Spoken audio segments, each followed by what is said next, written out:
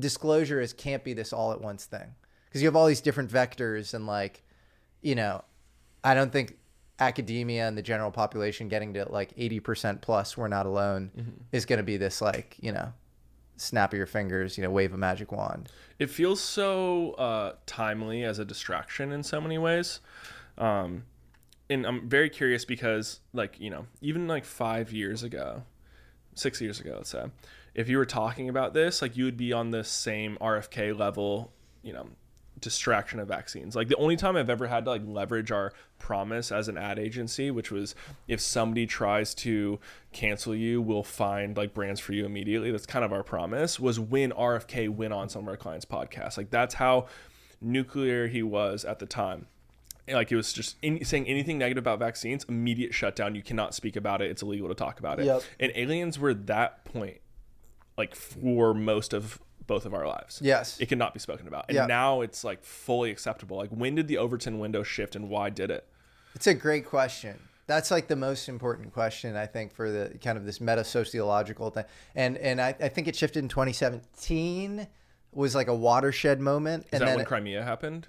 No, it was when that would have been like 2015. Yeah. Sorry, that was way earlier. Yeah. No, 2017 was you had this New York Times article written by a staff writer named Leslie Kane, and she was like, we've had programs where we've studied UFOs, and she named the program ATIP or whatever, you know, ATIP, and there's this other program called OSAP, and now people think she might have mistaken these two programs, ATIP and OSAP, which is, you know, kind of interesting. But it automatically discounts her entire article because she got one thing wrong, or why is it interesting? No, it doesn't automatically discount her article because she got one thing wrong, but 3 videos were also associated with that. So the Pentagon was then pushed to admit that these 3 videos were real videos of unknown objects. The weird thing about the Pentagon admitting that 3 things are, you know, these 3 videos are unknown, it's not saying we know that they're aliens. It's just saying they're unknown. So, but that's a big deal, right? That's like really, you know, you're saying like this whole category of like sightings are like unknown, and the Pentagon doesn't really talk about these things. So, you know, that article came out. I think Chris Mellon is this, you know, Deputy Assistant Secretary of Defense for Intelligence under, you know, Clinton and Bush, Bush 43, George W. Bush. And he was like a big part of that article coming out.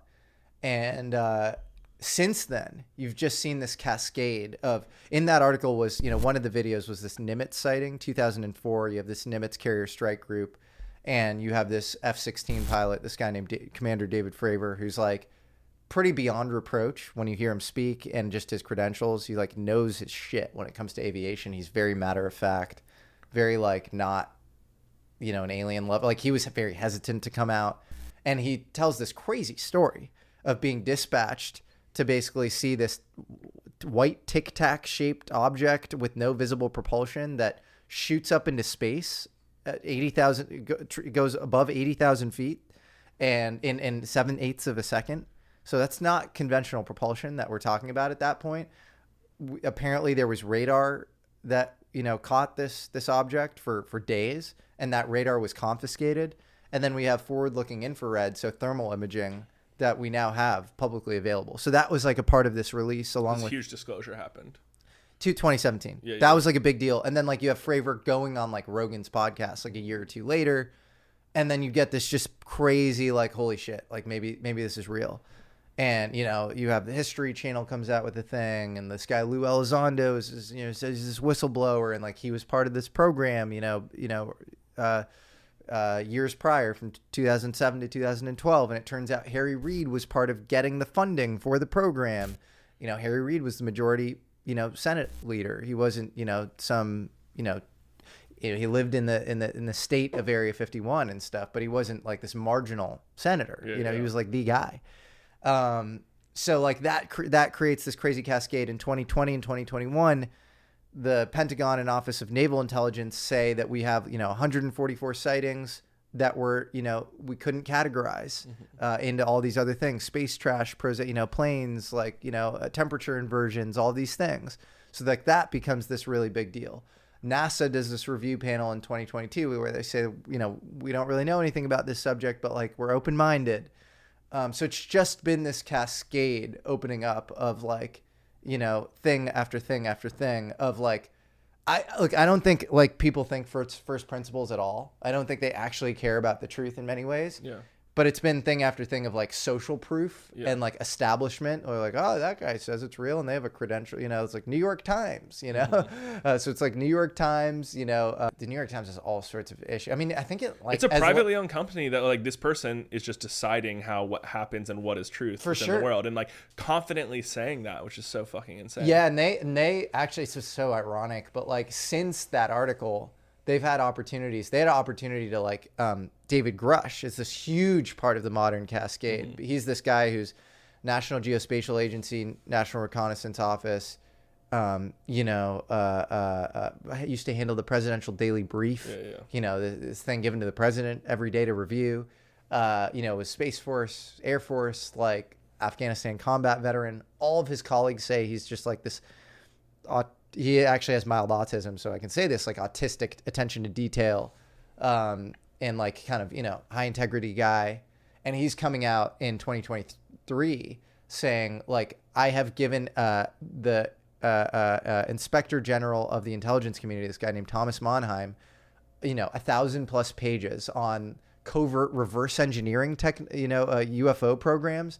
And he's questioned in front of Congress, and he says, you know, under oath, where you can go to jail if you're lying. And he says, I have the addresses of where these reverse engineering programs are taking place. I can give you the addresses if you just get me into a SCIF, you know, secure compartmentalized information facility, which is where classified information gets transferred or whatever. And he's being questioned by Matt Gaetz and AOC and like all these people in Congress.